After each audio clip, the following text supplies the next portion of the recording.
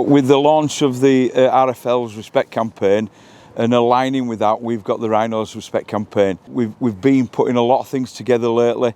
We know that it's got to have some impact of the game because there is problems still without the greatest game in the world, but we have got areas that we need to clean up. So firstly, what we're looking at is working with 5 community clubs to develop cleaner environments within clubs. Firstly, we're going to look at a parents' workshop that we're going to do, and that will be delivered to parents and members. We've got signage on match day, and we've got the first team Rhinos players that are going to be out there putting positive messages on social media. This is not, though, just a quick fix. We're going to roll this out right through the season, into seasons ahead, and keep this going, because that's the secret. We've got to keep this going for the good of the game, and get the messages over, because we don't want any abuse with referees. We don't want players getting abused. We want to clean the touchlines up, and we want everybody to enjoy, which is the best game in the world. I think for Rugby League, with the changes that it's going through at the minute, obviously with changes with the new rules and etc., I think the issue of verbal abuse etc. towards players, coaches and also referees will be challenged this season, and I think obviously we all need to relearn sort of the new rules and things like that, and obviously make it an enjoyable experience for everyone. At a club like ours, we run quite heavily with 22 teams this year, so we've been getting on the message to people the last sort of couple of meetings around the respect rules, and I think this sort of campaign is what all clubs need to be doing. It's very important that people buy into it, because at the end of the day, it's kids going out to play a sport that they really want to enjoy, and sometimes they're not able to enjoy that sport because of the abuse that's come from the sidelines. It tends to be aimed towards referees for no reason whatsoever, because at the end of the day we're all human beings and referees do make mistakes. Unfortunately, you've just got to grin and bear the mistakes that they do make, and just let your children get on with playing the sport that they really enjoy. It ensures that all the players on the pitch have a good match day, and ensures that they can play their game and not get influenced by the people on the sideline.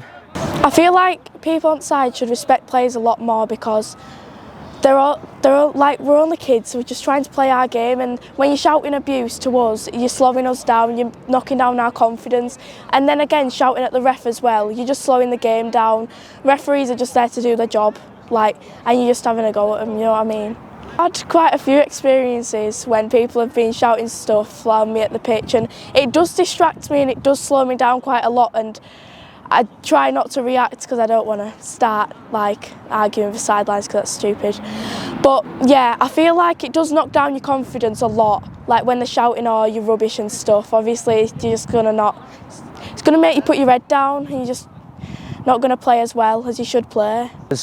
Rugby's it's not just about trying to wear your opponents down through verbal talk, it's about skill as well, and I think the quality of rugby will be better if you let the players play their game.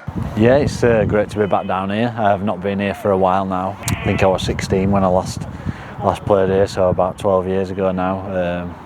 Still looks the same, brings back some great memories, made some great friends for life here, and yeah, it's nice to be back. This was obviously, when I came down here, it was the first time I realised how much I enjoyed playing rugby league, and it's special to be a part of, and yeah, it needs to keep going. This is the future of the sport, the amateur clubs around the local communities, so we need to keep it going and keep it as strong as it can possibly be. It's a number of years ago now, so we were playing with our open age team in a Challenge Cup game against Normanton, which obviously is a local derby.